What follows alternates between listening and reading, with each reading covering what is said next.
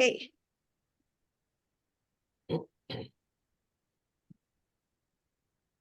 Amazing. So a quick introduction of myself. I think a lot of you have already heard from me. My name is Priyanka. I'm the Evidence Hub Manager at GSF, and I'm based in Delhi, India. I'm so thrilled to introduce our key presenter today with us. We have Dr. Joan Lombardi, who will be presenting the dual gen theory. Many of you would already be familiar with her work and her incredible contributions to the area of early learning. Um, uh, sorry. And she is the PhD director for early opportunities and an adjunct professor at the Stanford Center on Early Childhood. Thank you so much, Dr. Lombardi, for being with us here today. Our quick agenda for the call is this. We will first do a quick introduction of GSF for people who may not be familiar with our work and the Evidence Hub.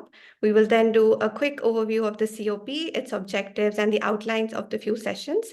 Since this is our first session, we will then do a quick activity to get to know each other and then set norms for the group. We will then have Dr. Lombardi present the dual gen theory with us, followed by a Q&A. We'll end it with a short reflection activity and next steps. It sounds a bit long, but I promise you it'll be a lot of fun. So that's on the agenda. Any questions before we proceed? Okay. So I'll be speaking a little bit more at the beginning to just sort of frame the COP series, but we'll try to go through this really, really quickly.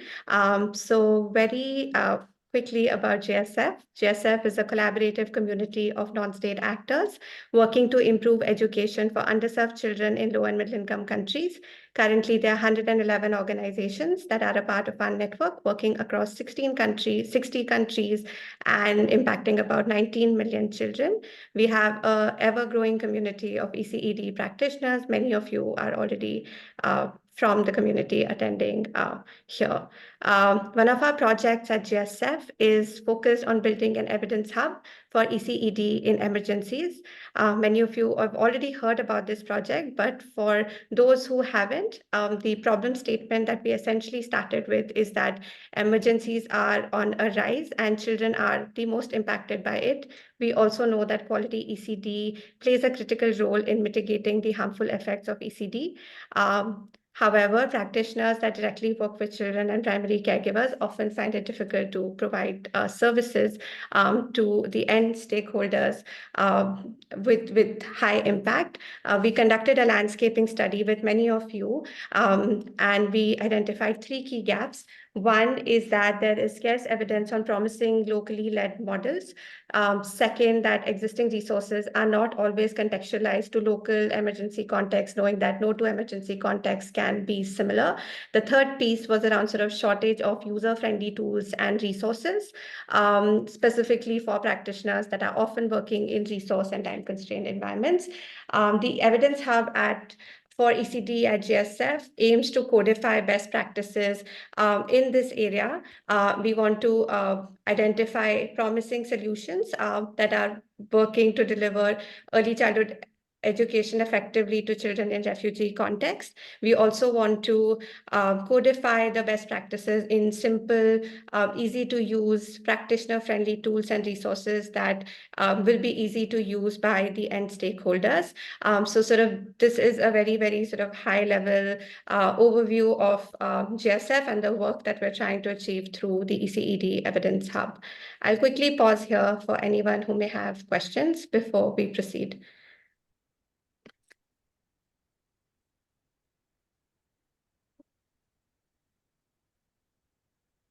Okay, so what is the COP all about? At a broad level, the idea for us is to highlight promising solutions and practices on dual gen approaches, specifically in refugee context. Since this area is very, very new, we wanted to create a space where practitioners who have tried tested and learned a few things can come together and share their reflections and learnings with others. We also wanted to enable discussions about challenges in implementing dual generation approaches and ways to solve the same from a very practitioner perspective. Another objective for us is also to create a space where practitioners like you can come together and build connections with each other. We believe this is not only going to maximize our learning within this COP, but is also going to be useful to create knowledge generation in the long term in this space. We're also looking to create an output from this. Like I said, since the space is so nascent, any amount of knowledge generation will be useful to move the domain forward. So any interesting ideas, practices, questions that you present, we want to collate them and codify them into a handbook and make it available as a global public good with anyone who wants to enter into the space in their respective geographies and the emergency context that they're dealing with. So what will the COP series really entail? It is a 6-series session. We're in the first session today, which is essentially about learning about the theory of 2Gen approach and building some grounding in that. The next couple of sessions, the second session is actually focusing more on the child-facing interventions. This third and fourth session are more focused on the caregiver-facing livelihood models. The next session is on measurement approaches. This is something that came up quite a bit in our consultations with all of you on what do these measurement outcomes really look like. So we were very keen to kind of plug that in and have a discussion on that. And the last one is just sort of around creating an enabling environment. What would financing, coordination, etc., aspects of the systemic levers need to look like for us to scale the 2Gen model. So any sort of questions on either about GSF, the project, the COP objective, and the outlines that I just laid out for the sessions?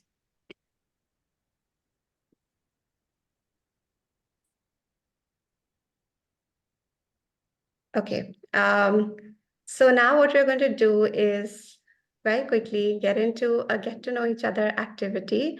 I'm going to divide you in small breakout groups where I want you to introduce yourself, share a little bit more about what you're excited to learn from the communities of practice, and potentially come up with 1 or 2 norms that you'd like to set for the group. An example for the norm could be, say, sharing openly, given that the space is so new and there is very limited sort of information in this area. So as much as you share, I think the group, we will learn more from it. So that could be an example of a norm. But feel free to come up with other cool norms, but no pressure. So you will have about 10 minutes for this. I will send you a reminder 1 minute before we close out the breakout groups. So I'm just going to quickly divide you in breakout groups and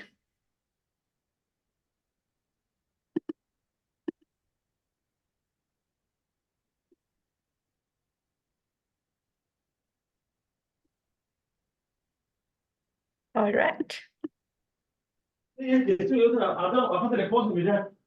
Hey.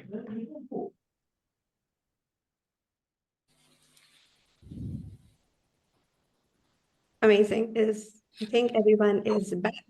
Hello? Hello. Yeah, I was just in another room. I don't know how I'm just resorted to this one.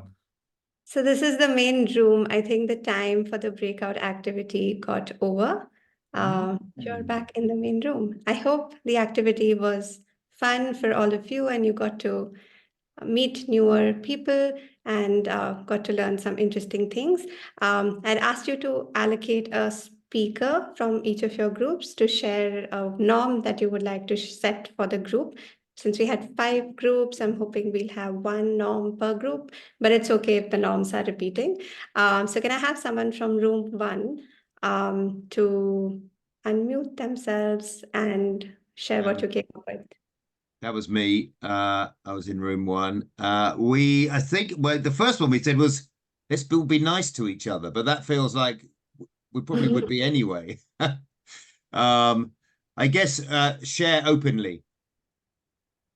I think I'd write both. Yeah. Amazing. Can I have someone from the second group? Hello, everyone.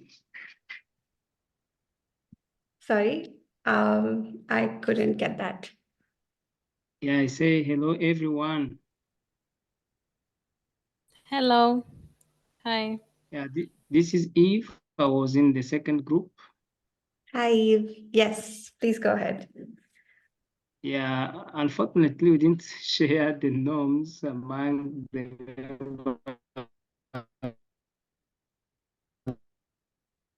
I think you're breaking up a little bit for me. members of the There's- group, but we agreed on the norm of sharing.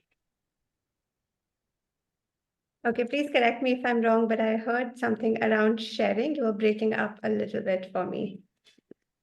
Yeah,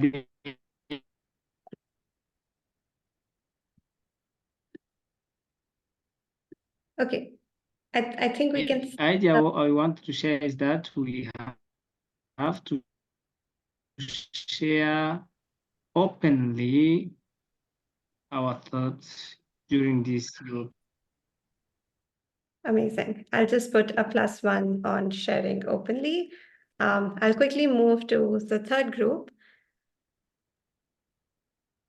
Anyone from third group? Should I quickly jump in? I'm wondering if that's us, Joan and Temesgen. If it is, we just really enjoyed 10 minutes of introducing before we could even get onto the norms, and we needed another half hour to introduce. I was actually meeting my Children in Crossfire colleague for the first time as well. So it's a pleasure. And I think what we all got from it was just enjoying listening and engaging with each other. And that would be something we would want to, as a norm, make sure we're fully engaging with one another, and as such, fully engaging with the full series of the 6 meetings, because we'll have a lot to gain from one another through this process. Is that good enough, Joan and Temesgen? Yeah, that's enough. That's enough. Well said, Claire. That was called freestyle. Okay.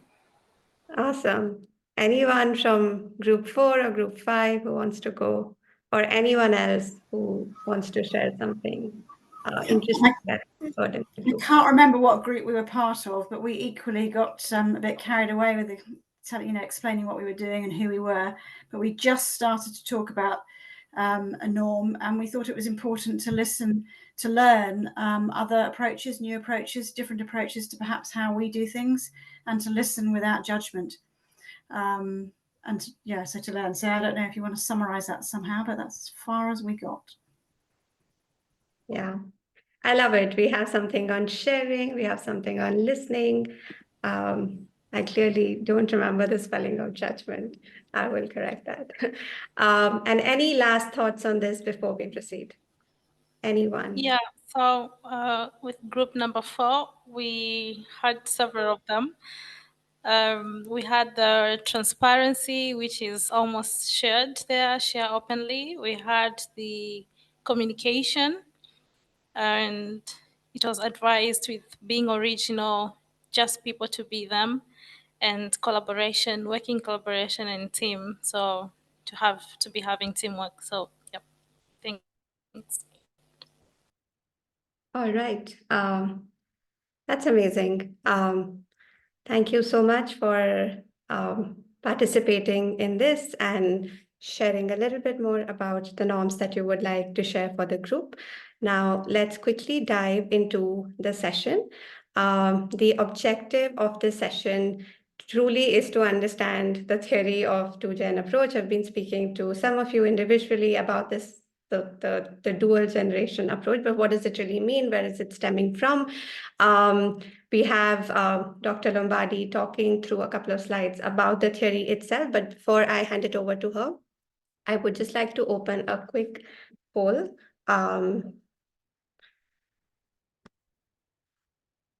which is essentially going to ask about your familiarity with the 2Gen approach. Let me quickly open that poll for you.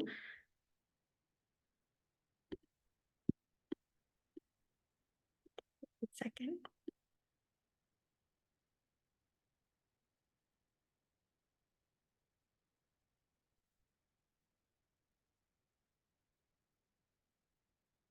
Okay, I don't, somehow it's not, my screen is hanging up a little bit. But if you can use the chat just to kind of share about your familiarity with the 2Gen approach, 1 being not very familiar, 2 being somewhat familiar, and 3 being extremely familiar. If you could just quickly share your responses on the chat, that'd be really helpful for us before we get started. Thank you, Matt.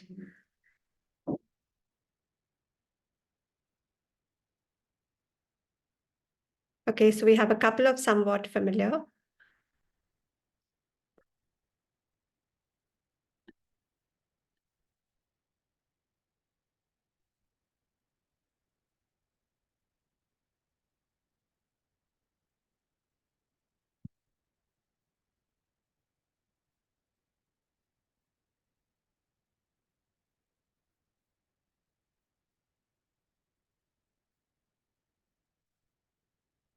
Amazing. The poll is gonna work, but I think we can just use the chat now.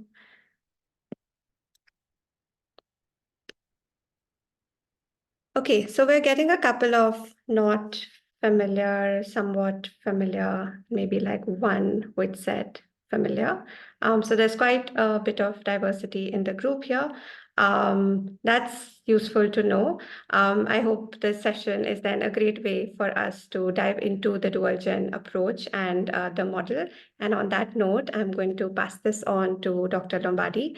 Yeah, Dr. Lombardi, the floor is yours. Thank you. And if you could put those slides full, yeah, that would be great.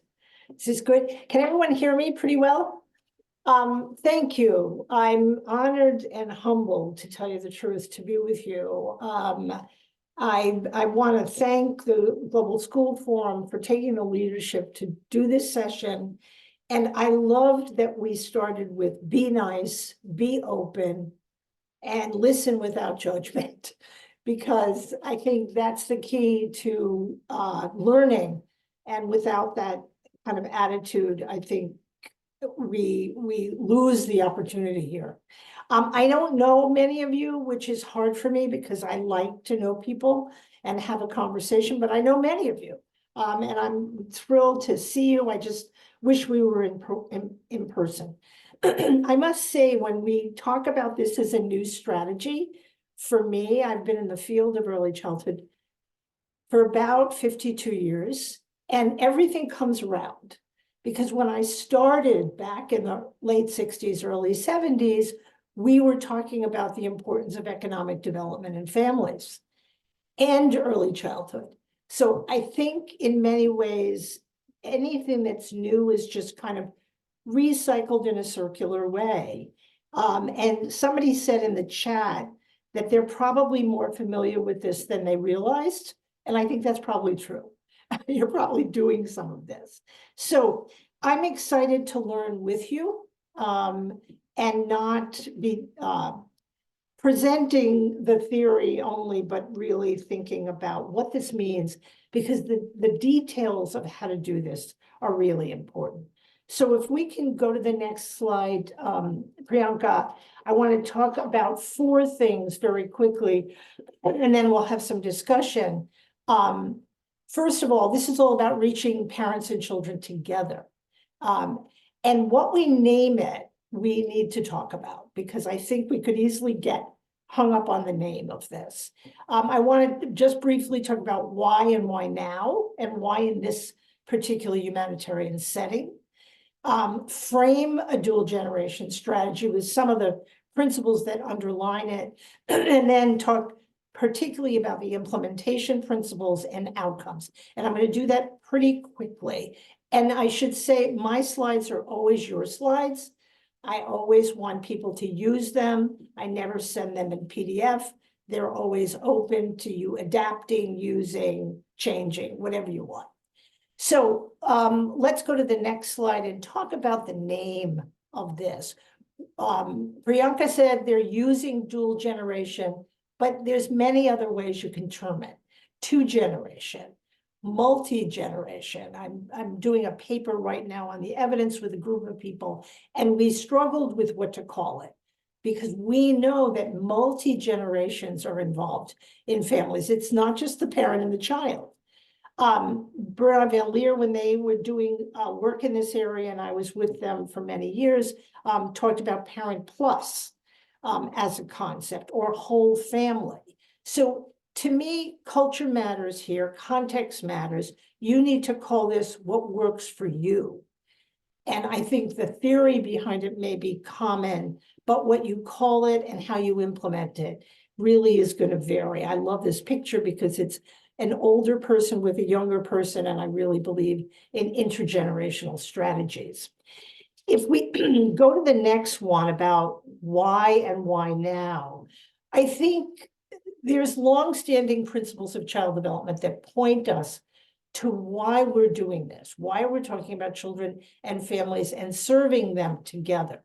And there's growing evidence that it works. So we can come back to that. I think we've got a lot of lessons from COVID. I think COVID actually was the energy behind why this is now coming into the fore, because we know family well-being was what was challenged the most.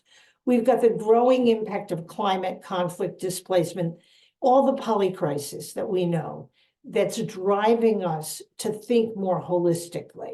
We've got the call for gender parity in childcare, and more a focus on cross-sectional coordination and partnerships. All of this is driving us to think about how we serve children and families together. If we go very quickly to the next slide with the theory, this is probably the most common used graphic in the early childhood field, the ecology of human development, which says to us so clearly that the child is influenced by the family by the community, and the community by the broader context. If you believe that, then you can't just pick a child service or a family service. You'll know that you have to do them together to have an impact. What that looks like is what we're going to try to figure out during the next 6 sessions. If we go to the next slide, we know that the nurturing care framework, which I think was probably one of the biggest step forwards in the field of early childhood, because it finally defined what we're talking about. What do we want for children?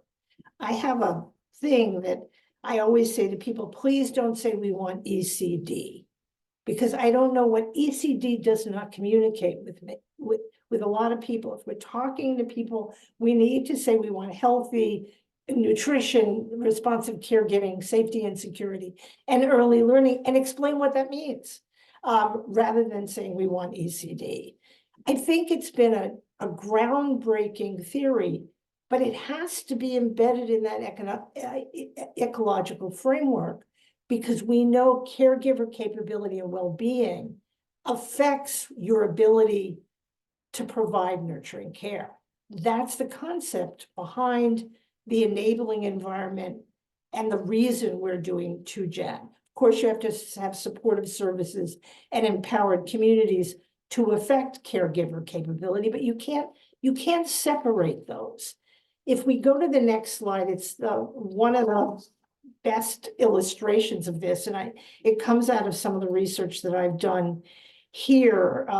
In the beginning of the pandemic, we started serving 1,000 parents a week with young children. And this happened here in the US, but it happened all over the world, that people were documenting what was happening with families during COVID. And I think in a nutshell, what we saw was the financial and material hardship that people felt during COVID led to caregiver distress, which also was associated with child distress. So you can't separate caregiver well-being from what's happening with children's behavior and learning. That's the theory behind this. If we go to the next two, we have a series of two graphics that actually came out of the Ascend effort at the Aspen Institute. And again, this is what was the original thinking behind the resurgence of a two-gen approach. What works in your context is going to change. This will change, but the basic theory was that you take a child-focused service and a parent-focused service and put them together. Does that mean that your organization has to do both? Not necessarily, but you have to partner with somebody. So both the adult and the parent-focused service and the child-focused service are meeting together in the same family. And I've met people that said, oh, well, we do two-gen, we do multi-generational services, but they don't necessarily do them in the same family. So they may be doing something around economic development with some families that they serve, and with others, they're doing early childhood or improving the early primary grades, but they're not doing it with the same families. That's an important notion, because to get intensity of intervention, what we're saying, our theory, and again, we have to prove all this, is that doing them together will give you a greater impact than doing one or the other. Doing early childhood without focusing on family economic development, or doing income transfer programs without focusing on the child will give you a less intensive impact. That's the theory. Again, we have to prove that. And we do have some growing evidence around that. We can come back to it. So if we go to the next slide, this again was from Aspen, and I think it would be interesting to see what this means in other contexts. When they started defining this, they said what we're talking about is linking early education with early childhood education and development with either post-secondary or employment parent strategies for parents, economic supports, asset building, health and well-being, and social capital, linking people together. Now, I think in this context, we're really focusing mostly on asset building and economic supports, but you could have a two-gen program that focuses on different aspects of the adult service. I think more and more we're seeing that it's the economic support that's essential along with these other components, and we can talk more about this in our discussions. If we go to the next slide, there's some emerging principles here about how you approach the topic of serving multi-generations, two generations, or whichever way you define it, together. First of all, it's absolutely critical that we align and coordinate child services and adult service systems. And that's often a challenge. And you can start with one or the other, but you have to bring in the other. You have to be intentionally on implementing these services together. Again, that's what I mean by the provider who says they're doing two-gen, but they're not doing them together from the same family. I think it's really important to be culturally responsive and assure that we're talking about equity. Our goal here is to do this for the most vulnerable families and the families where we'll have the biggest impact if we focus on both their children's development and their economic well-being. We've got to learn, build evidence, learn, and adapt.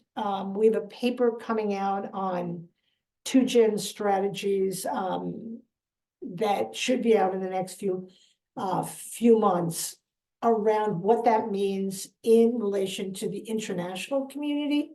But I think we're just at the beginning of thinking about that. And then, of course, as Priyanka mentioned at the beginning, we have to think about multiple outcomes.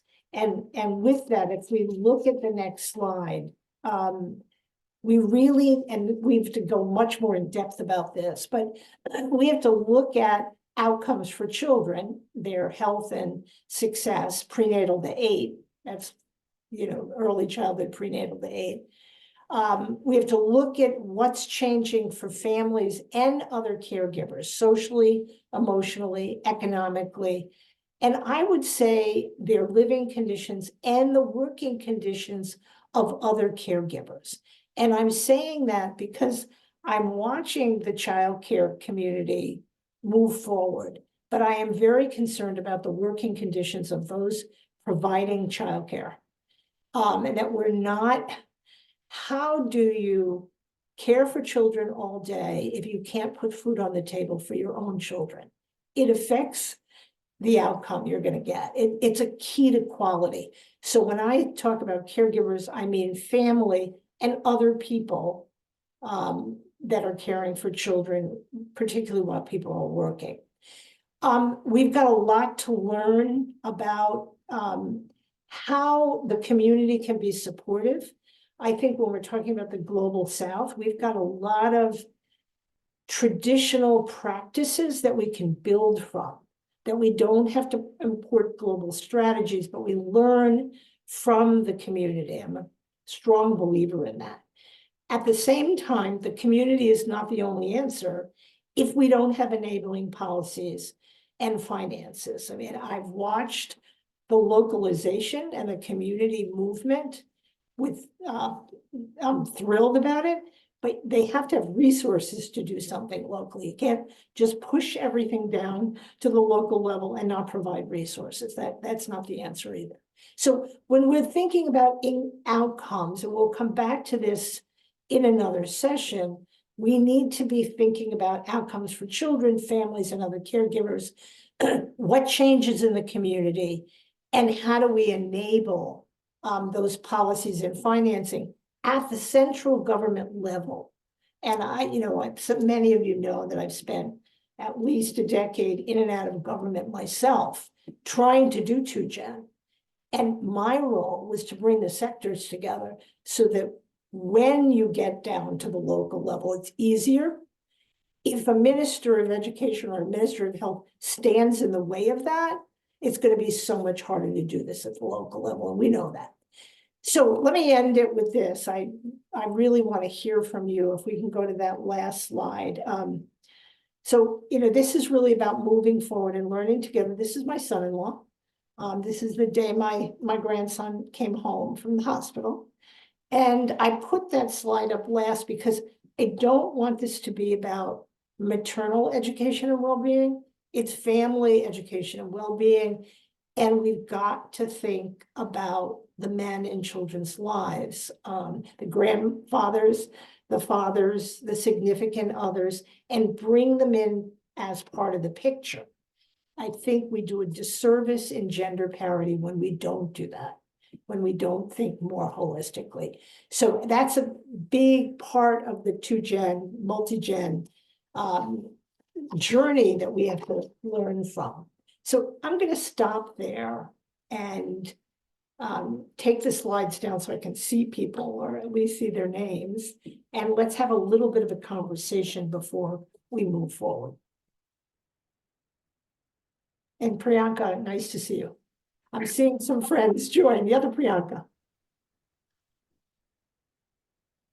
Thank you, Dr. Amali, for sharing that. We'll open it up for questions for about 10 to 15 minutes. Feel free to unmute yourself or leave your question on the chat. And somebody asked in the chat about the slides. Again, take them, adapt them, change them, send them back to me. Tell me, you really need to change this, Joe. That's what being open and this learning journey is really all about. Awesome. Go for it, Simon.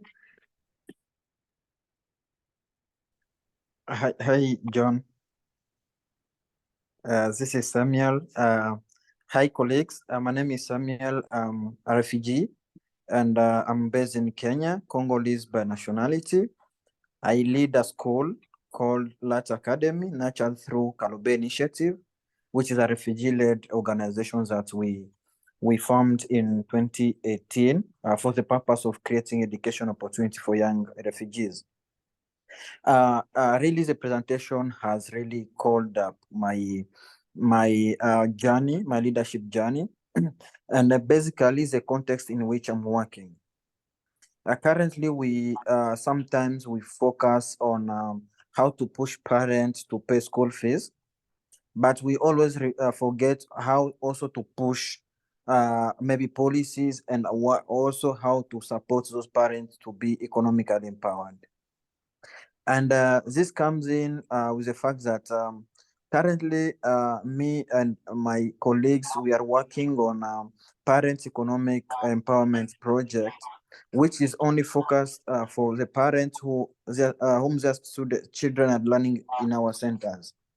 And what we have seen is that it's something that is not possible without bringing some microfinance institution on board.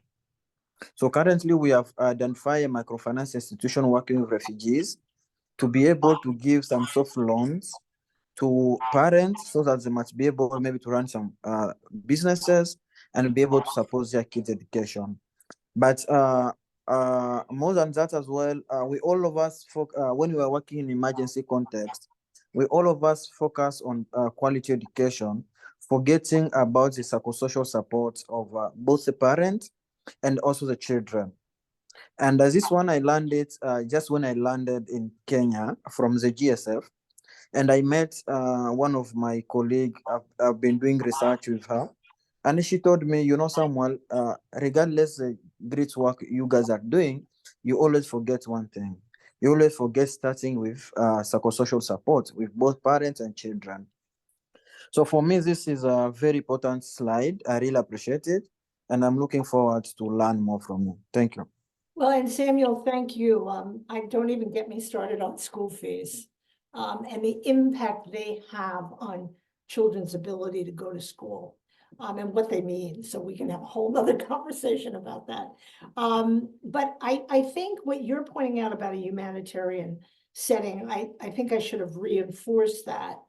And that is that, you know, I've raised 2-gen strategies, childcare strategies with people about the humanitarian settings.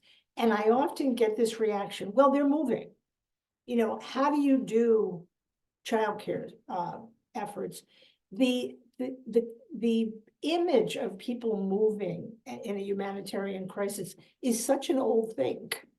People are settled down in communities and they're still in a humanitarian setting. So I think I don't want us to be dissuaded by people who say, well, you can't do this in a humanitarian setting. That's absolutely not true. That's exactly when people need asset development. And it's exactly when people need to focus on protecting children. And I see Mr. Habib with us, and I'm sure you have something to say about that. But I wanted to underscore that in emergencies, this is particularly important. The number one thing people worry about is their money and what they left behind and how in the world they're going to make a living while living in a camp. Mr. Habib, did you have your hand up? Oh, sorry, it was a follow-up question or a separate question. Joan, first of all, thank you for this introduction. It's really helpful to kind of get a sense of how the terminology, the nomenclature matters in this particular field. You know, one of my questions, which I agree with your point here, but I'm not sure how to rationalize it with some of the experiences we've had, but this idea of like multiple outcomes, measuring multiple outcomes simultaneously, and that we should be focused on multiple outcomes. I think that's absolutely true. But I also think that we work within systems where either because of particular funders or because of particular ways that, you know, the system is siloed, we are expected to measure to one simple outcome, right? When it's early childhood, you're talking about either number of children or some developmental outcome, or if you're talking about income enhancement programs, you know, there's a dollar number. What's the ROI on what you put into that? And when we try to communicate a multi-gen style intervention with multiple different outcomes, is there any risk of either muddling a message or saying, this part of the thing we think, the child efforts, we won't see the benefit for 7 years because those kids are not, or 10 years or 15 years, but we can see income enhancement right now. Like how have you seen that work well or not well? Yeah, it's a good question. And look, my goal is child development. I mean but I know you cannot get there if the family well-being is not or the caregiver well-being is not addressed. In the original ecological approach, that first slide that we've all used many times, the sense was those other, adult capabilities was more distal to child development. Not true. Those conditions that adults are living with are the living conditions of their children. So we just have to keep reinforcing that. Does not mean we're losing sight of our goal, which is healthy child development. Your point though is it takes longer to see that outcome. And I'm always saying to funders, stop pushing so hard so fast, because you've got to improve the conditions of the adults at the same time. And that may be a more immediate outcome, but the long-term outcome is child development. I hope that helps. Very much so. Thank you. That's helpful.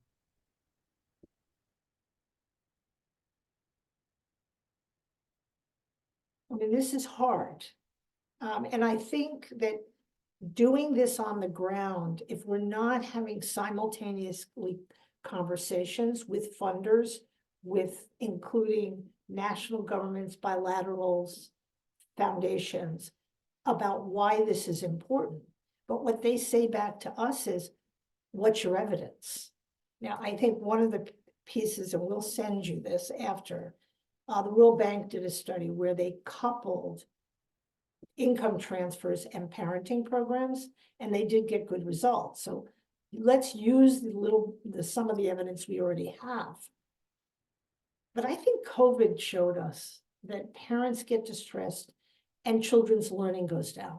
It didn't just happen because the schools were closed. It happened because of the conditions they were living with for 2 or 3 years. Both were important. Thank you. Matt, Kanu, I see you, and Matt, I thought I saw you. You did. But I work with Kanapriya, and I'm thinking her question is going to be better than mine, so I'll let her go first. Thanks, Matt. Chances are we both have the same question, because I've seen Craig's comment in the box as well, and mine is kind of around that as well. This idea of 2Gen and humanitarian settings or polycrisis settings.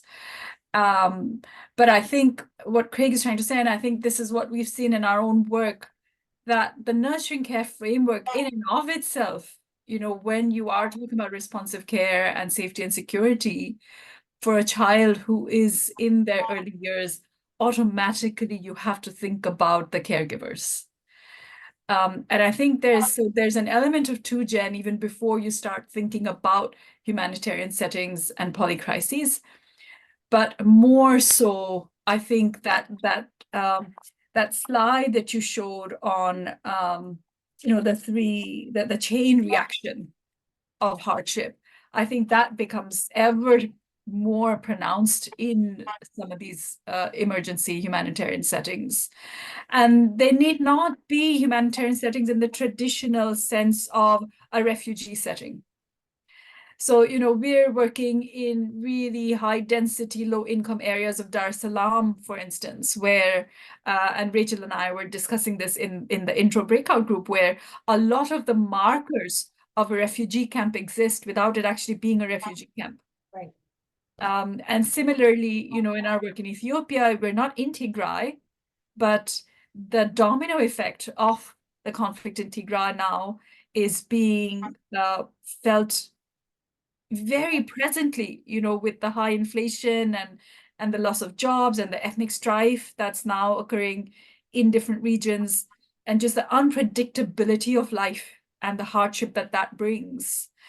So we are seeing that more and more. And I think as an organization, it really clarified, your intro, that we've been doing little bits for children and we've been doing little bits for their caregivers. But the fact that the outcomes have to emerge within the same family, I think for us, that's the big shift that has happened in the last 6 months to a year. And we're joining up all of the different things that we were doing to make sure that the family is at the center of that. So thank you so much. Well, and that's why I think, we'll send you this report that came out called Whole Family Approaches. And I think that term emerged out of the conversation with people from the Global South, because it did work. I want to say one more thing about the Nurturing Care Framework, and I was really delighted to be part of the effort to develop it. Safety and security is the element that's been, I think, the least talked about.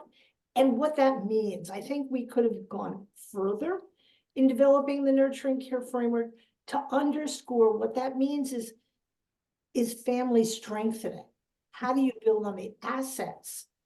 And it's very important, I think, in this effort, this 6-year learning journey, for us to not just focus on family deficit, but focus on the assets that the family brings, the assets that the community brings, and how we build on those.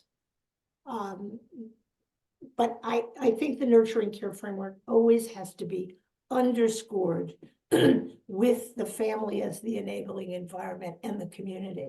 And I'm not sure, I think we could have gone further on that. But that's developmental, right?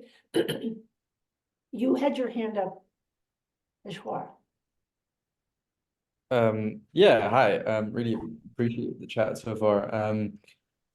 I may be thinking about a question very, very wrong, so feel free to point that out. But you touched a little bit on how funders or anything view, but and so I think my question is, how have you seen and do you see a landscape of funding changing at all to reflect an approach where we're talking about impacting children and caregivers or families and to be truly reflective of a two-gender approach at the same time, as opposed to a quote unquote scale-driven approach that is reflective of much higher numbers of, let's say, children or the impacts of children together, and what do implementing organizations need to do to effectively communicate through monitoring and evaluation or just communications to show and reflect the impacts of a two-gen approach that are appealing and translate into what a funding landscape is looking for. Well, I wish that I was, I'm an optimistic person. So, but I don't think the funding landscape is going to change without us demanding that it changes. And I mean that, and I work with a lot of funders and I have a lot of respect for funders, but I think it's got to be driven by what you're seeing on the ground, and that you have to be clear that you can't you're not going to move people's education forward without thinking about family context. I mean, I recently saw a strategy document about education, and I won't name the organization, but it had not one word about family in it, not one word in a 35-page document. You can't promote education without family, from my view. So I think I think the landscape of the funders are changing. And I think there's a resurgence of interest in community strategies, which I find helpful, but I think we have to help them. We have to help them see from the ground up why we're doing this, from the ground up. And your documentation and your iteration of this idea that I just presented, which is, minor compared to what you're going to do, is going to be key. So I hope that wasn't letting the funders off the hook. I'm saying we need to do both of these at the same time. Easy for me to say, right? Easy for me to say. Matt. Yeah, I've heard a few comments around income generation, cash transfers, those kinds of things. But I just wondered, what's the balance there between economic empowerment of families and parenting skills in these contexts? It can be hard to increase income family. Those programs can be expensive and not always easy to be successful in different contexts, but parenting skills can be something as well. I just wonder, what is there one thing more important than the other, or is it both, or what? You know, I think it's both, but I think, you know, you're bringing up, when Priyanka and I talked ahead of time, you know, there are debates about this issue, and you just named one. And that is, what is the balance? I think we've gone a little bit, we're into teaching parents. That's not what we should necessarily be doing. We should be empowering them, helping them have voice, and helping them figure out how they can support their family so they can be enabled, their parenting skills to be enabled. Do you wait before you start doing parenting, kind of the traditional, what we're seeing now as parenting programs? Probably not. You're trying to do two things at one time, but I want to acknowledge that this is a debate. You know, it is a debate. I will put one more debate on the table, and that is about childcare. And childcare, and I mean care for children while their parents are working, which many of you are involved in. Is that automatically a 2-gen strategy? Because you're enabling the employment of a mother or father. You're enabling that. But what you're doing with the children also matters. So if it's a childcare setting that's not very good quality, not safe, is that really a 2-gen strategy? No. You've got to, it's not just about putting children someplace while their parents are working. I recently read a lot of ideas that people were generating about childcare, with a very strong gender parity lens, but they were not talking about what they were doing with the children. So that, to me, is not necessarily focusing on both generations. And I actually think if you're not doing something with a caregiver, her or himself, and mostly it's her, and I think, you know, Kidogo has focused on this, you're also not doing, in some ways, childcare is multi-caregiver, because it's something for the family, but it's also for the person who's caring for children every day. And we're building a whole childcare system internationally that is not taking enough into consideration about the well-being of the person who's caring for children 8 to 10 hours a day. That has an impact on quality.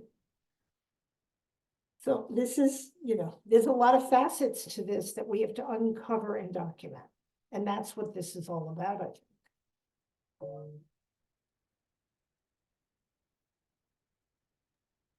Any last questions?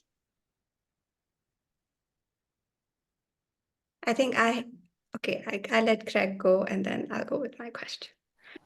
Okay, thank you. It's possibly less a question, a comment which I'm still working through, as it were, as well. You know, part of me, absolutely, everything you're saying resonates. And then I also think about how, as a program, we're quite maxed out just doing the focuses which we do, as it were. And that there is you know, an aim to scaling quality nurturing care, and how can that be done? And then within that itself, each sort of component has its own expertise and its own sort of inputs and its own sort of stakeholders within it. And so you do find that different organizations, programs, etc., therefore do have areas of expertise or areas of focus, and are generating learning and evidence in almost one part of what's becoming a bigger and bigger sort of ecosystem, which we need to engage with in order to ensure that we get the ultimate impact we're all working towards. So, so therefore, as a sort of engage and learn with this going forward, I'm feeling that we need to have the skill set to identify and bring in other people and other players into this sort of overall sort of holistic approach, not just holistic on a child, but holistic on the family, in order to be able to make greater progress. And that's the bit which is sort of is in my thoughts at the moment, thinking about how much do we take on within our sort of latent capacity, how much are we actually making sure that almost programs, and like if it's a national multi-sector obesity program in Tanzania, there is an objective on family, but it is probably one of the smaller objectives out of the 4 in the program. There's not many outcomes, there's less resource which is being put to it. There's more around services, there's more around policies, etc. And maybe it's more about how future iterations can really promote more the role of the family and the caregiver, etc. Anyway, I won't speak more beyond just saying my comment is more that this is bigger than, let's say, our own individual efforts to be able to try and absorb Absolutely. the holistic approach. It's such an important, it's such an important point, and I'm glad we ended on this. This is not about one program doing everything. You can't do it that way. It's holistic development means we have to work with other people. And we've known that within the nurturing care framework, that health and education have to work together. But now we're saying also bring the family well-being more into the picture. Take a step in that direction.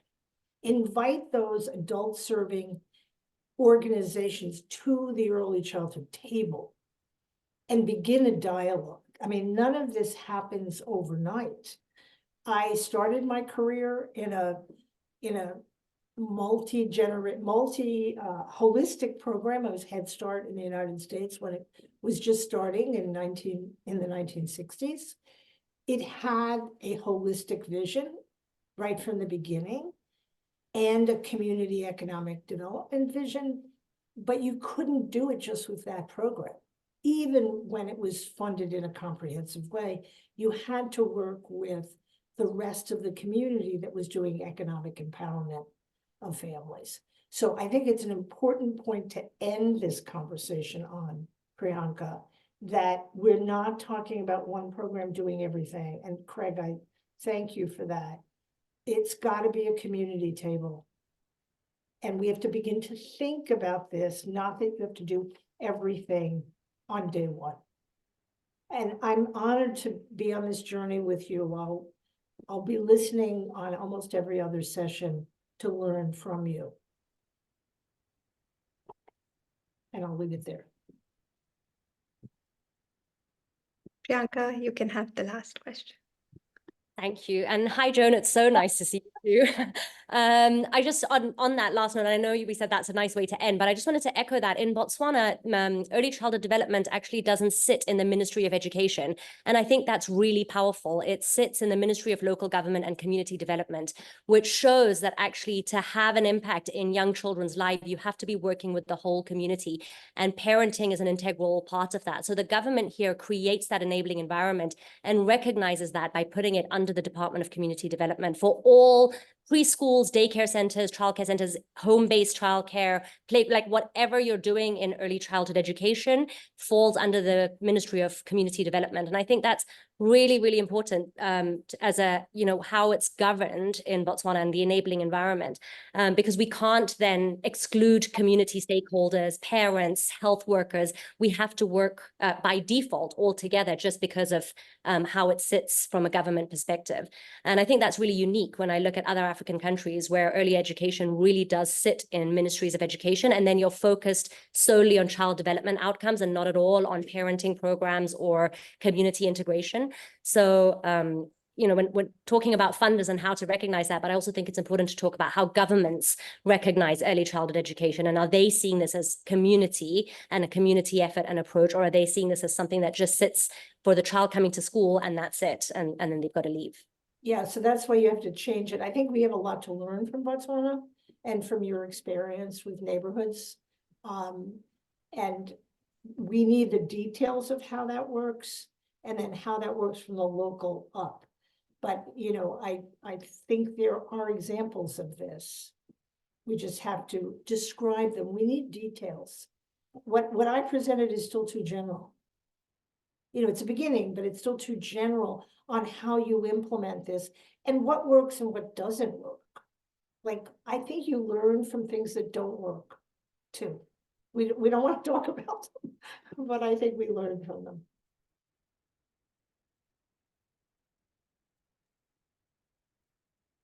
All right, thank you, Dr. Lombardi, for such a fantastic overview, and for everyone for their thoughtful questions. I know a couple of you have to leave. We just have one short activity which we were initially going to do in small groups, but since we're nearing time, we just do a large group discussion on a few reflection questions. But we'd love to, looking at the diversity of the group, would just love to take a screen grab of all of you who have taken the time out to join the session today. If you feel comfortable, please feel free to open your camera. Otherwise, I'm just gonna go ahead and take the screen grab. I'll wait for a couple of seconds. Yeah, you can do like cool poses like Matt there is leading us with. Amazing. All right.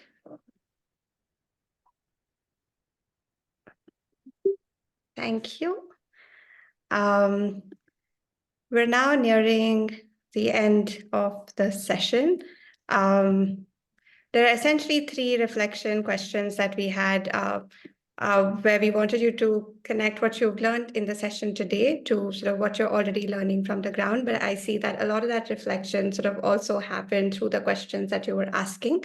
But I'll just leave the questions here for a minute for all of you to go through. And if there are any sort of like comments, any additional reflections from your side that you will like to share with the larger group on all three or any of these three questions, we'd love to sort of end on that note. Yeah, so I'll just let it be for a minute, and feel free to unmute yourself or leave your reflections on the chat.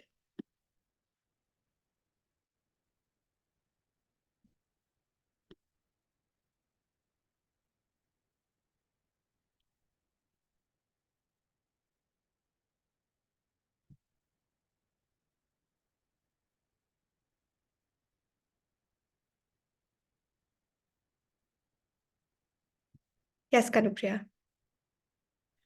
So I thought I'd go just because nobody else was raising their hand. In terms of current, I would say current and past programming. So at Children in Crossfire, we've always had this idea of barriers and barriers to education. So even though, you know, and we're in a unique position because we are an international NGO, and while we implement some of our own programs, we also fund partners locally to implement programs.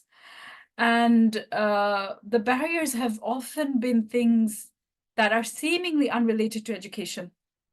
So things like wells, things like health programs, things like actually building classrooms, which don't fit very neatly sometimes into funding proposals that are very strategic early education funding proposals. And I think historically we've always struggled, and we've been told even by our funders a lot of times how we need sharper focus, you know, because we are a little bit all over the place. And I think what this 2-gen approach and this way of thinking gives us is a much stronger rationale to talk about those barriers that we've been working with, but also the recognition that it has to be focused on the families rather than, you know, doing all these different activities or addressing all these different barriers in a dispersed way. So I think the biggest learning for us is to think about how each of those interventions might impact a given family rather than different families across. So I think for me personally, and there's lots of Children in Crossfire colleagues on this call, and we can all reflect together afterwards. But I think that is the main takeaway from today. Thank you, Kanupriya. That was really reflective and thought-provoking. We'll do Eves and then we'll end with Rachel. Yeah, thank you, Priyanka, for giving me this space. I want to share some thoughts about these 3 questions, and I will relate them to the approach we are developing as an organization, UGFI. I think that I had the opportunity to share it again in another COP that was organized by GSF again. It was Ajay.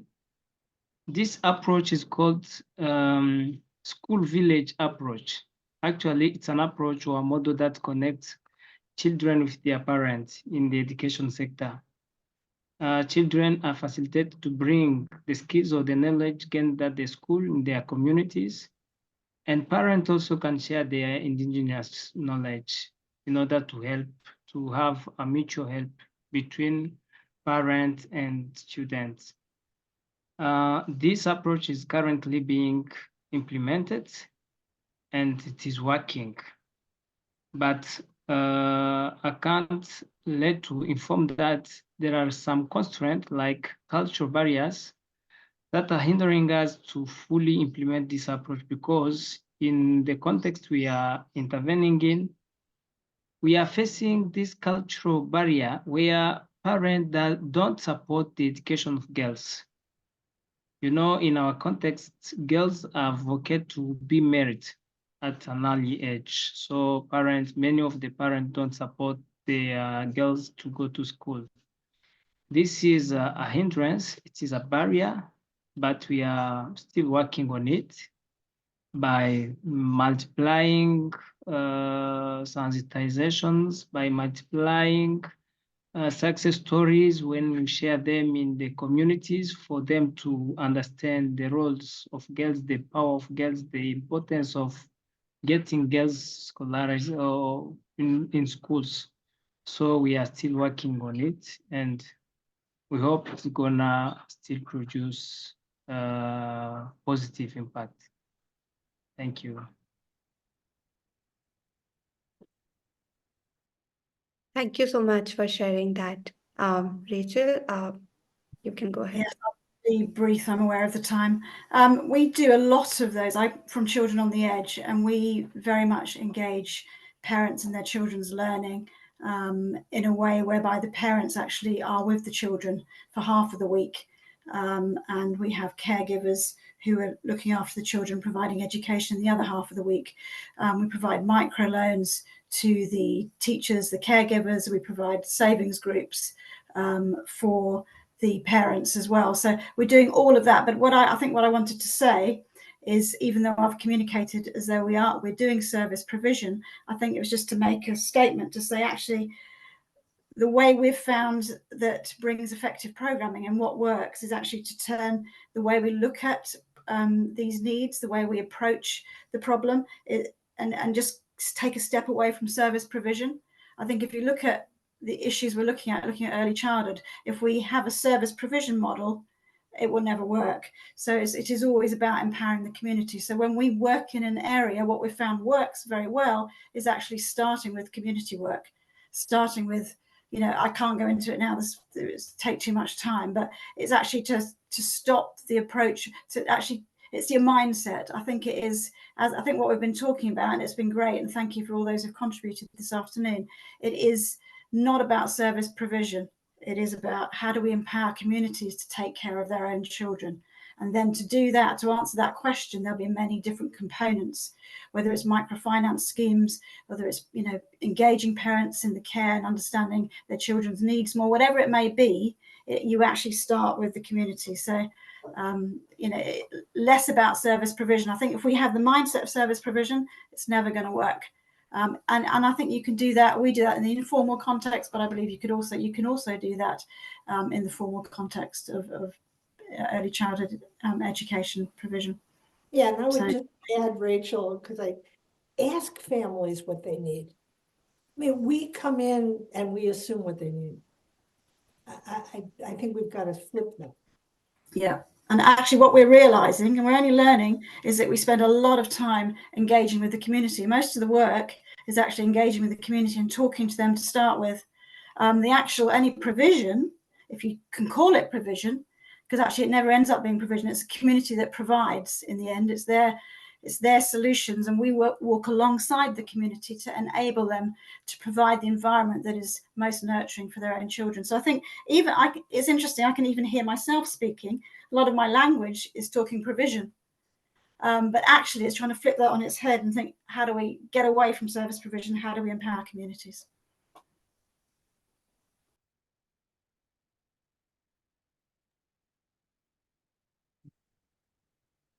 All right. Thank you, everyone, for your engagement and excitement through the call. I think we really stayed true to the norms that we set earlier at the start of the session. So thank you so much for sharing so openly and being transparent with your learnings and challenges.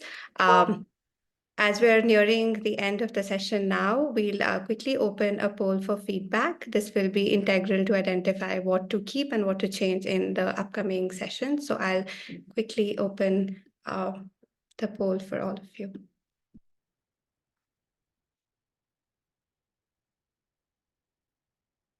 As you're going through the feedback form and filling this, I'll also quickly take you through the next steps. We'll have our next session on the 5th of March. We'll have 2 organizations present about their child-facing interventions on the multi-generational approach. We'll share the details of the session closer to the date. For this session, we'll also share a mail with key takeaways and reflections. We'll share the additional readings that Dr. Lombardi pointed us to through the session, and we will also share the slides for those of you who are interested. And for the next session, we hope all of you are able to make it and hope we're able to see more people join us. I'll be around for a couple of minutes after the session in case you want to stay back and chat. But thank you so much for your engagement today. And thank you for organizing. Thank you, Matt. Okay, thanks. Bye-bye all. Thank you. Bye-bye. Thank you. Thank you so much. Thank you, Joan. Thank you, Priyanka. It's been great. Thank you. Forward to the next one. Wonderful session.